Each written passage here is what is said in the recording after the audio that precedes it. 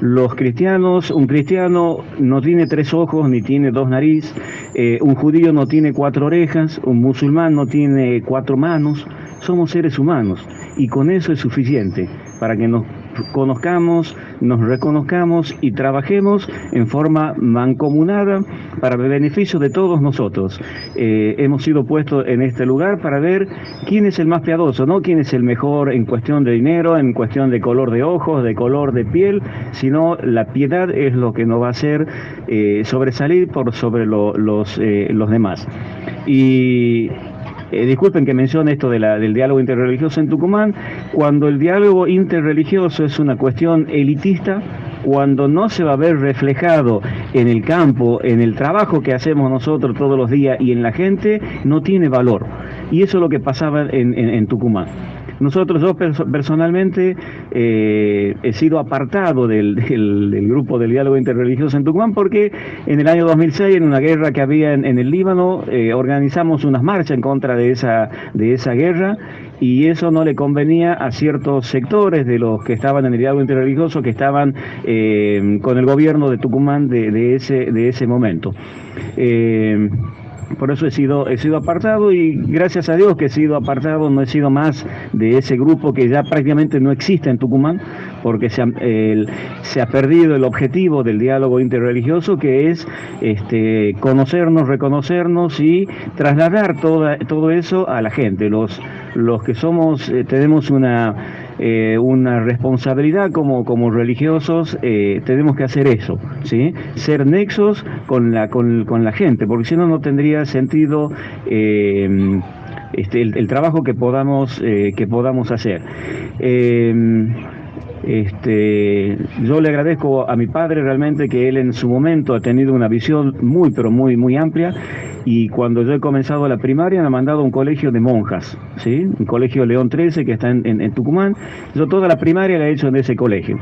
Siendo que yo era musulmán, me reconocía musulmán y era uno de los preferidos de las monjitas porque yo les decía que era musulmán, ¿sí?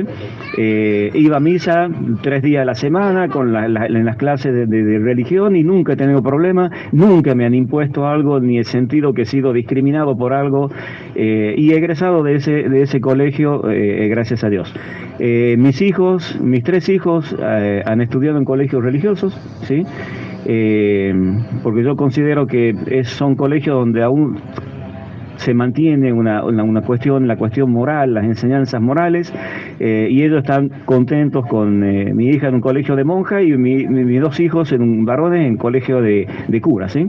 Hay uno que sigue estudiando, está haciendo el último año. Y eso nos abre la visión. Hay un dicho de Imam Ali, que la paz de Dios sea con él, es el lugar donde ha estado el Papa ahora Francisco, la ciudad de Najaf. Él está sepultado en ese lugar, es quien ha sido el heredero, el sucesor y heredero del profeta Muhammad Ali. Él dice, el hombre es enemigo de lo que desconoce, ¿sí? Si yo no conozco al otro, no conozco la creencia del otro, la voy a rechazar. En cambio, si la conozco a la creencia, conozco a la otra persona, conozco su creencia, conozco sus vivencias, sus problemas, lo voy a aceptar, lo voy a hacer que sean parte mía también, ¿sí? Por eso yo creo que este viaje del Papa Francisco, y no he elegido otro lugar, bueno, ha ido a otros países islámicos, pero yo creo que el lugar más acertado de su visita ha sido Irak, un país que ha sido prácticamente destruido por el imperialismo internacional, acusado de tener bombas nucleares, bombas atómicas, cuando no existían. Si bien el gobierno que había en ese momento era un gobierno opresor, el gobierno de Saddam Hussein, que también era funcional al imperialismo internacional. En el 2003, después de la entrada de los norteamericanos, los iraquíes se organizan, y cuando ese imperialismo ve que los iraquíes se organizan, crean grupos de pseudos musulmanes que no tienen absolutamente nada que ver con el Islam, como ISIS o Daesh, que se lo conocen en árabe, o cualquier otro de esos grupos de criminales. Y esos grupos, ¿qué es lo que hacen primero?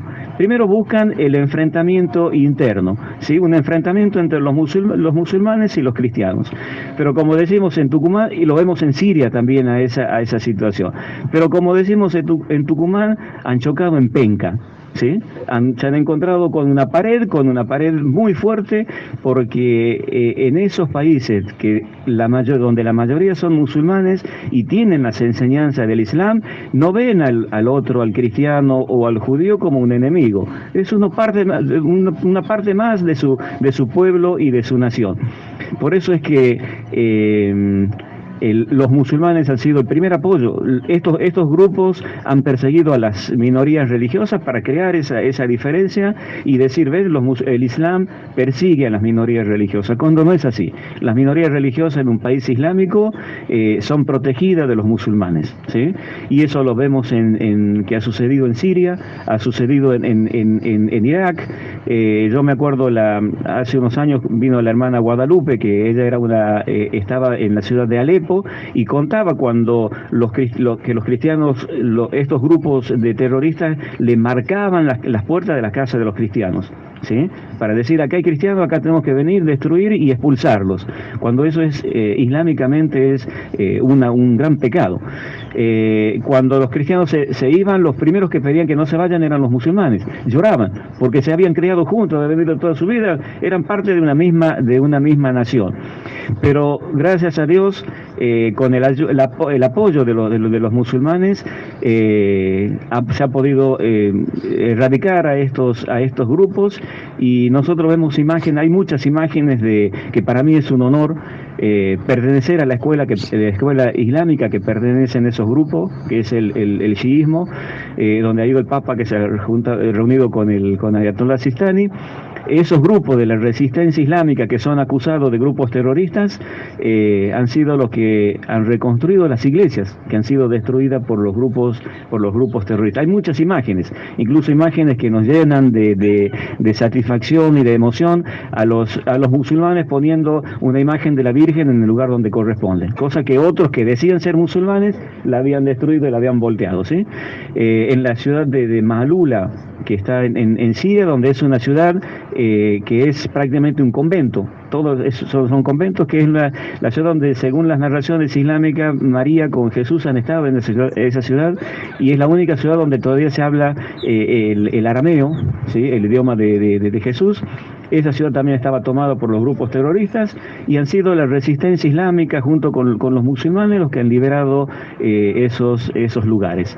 Y la visita del Papa Francisco, yo creo que es un poco también reivindicar esa unión que ha habido entre los musulmanes. En la última ciudad donde ha estado, que prácticamente ha sido destruida, ha sido los grupos que ha creado Ayatollah Sistani.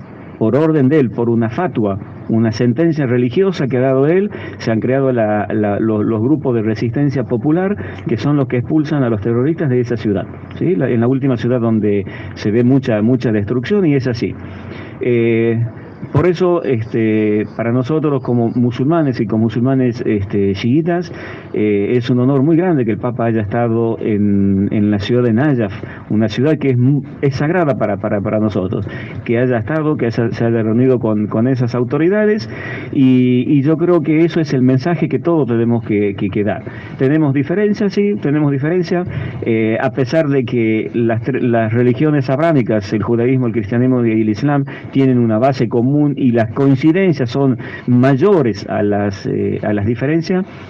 Nosotros tenemos que trabajar en base a esas creencias, y en todos los ámbitos de la vida, no con un solo sector, sino en todos los ámbitos, y donde haga falta un trabajo en conjunto, nosotros tenemos que estar. Por eso nuestro hermano Alito Salomón, que está en el movimiento, cuando me ha dicho si yo podía colaborar, podía estar, yo le he dicho sí, vamos a estar, vamos a trabajar, y vamos a aportar todo lo que nosotros como musulmanes, no como musulmanes, sino como argentinos, ¿sí?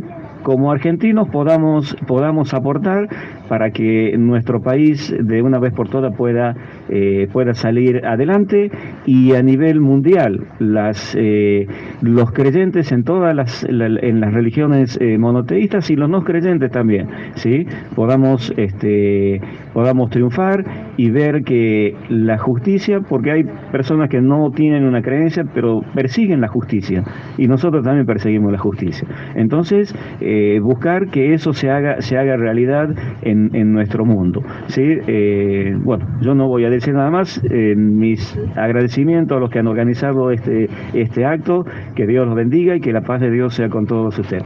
Gracias.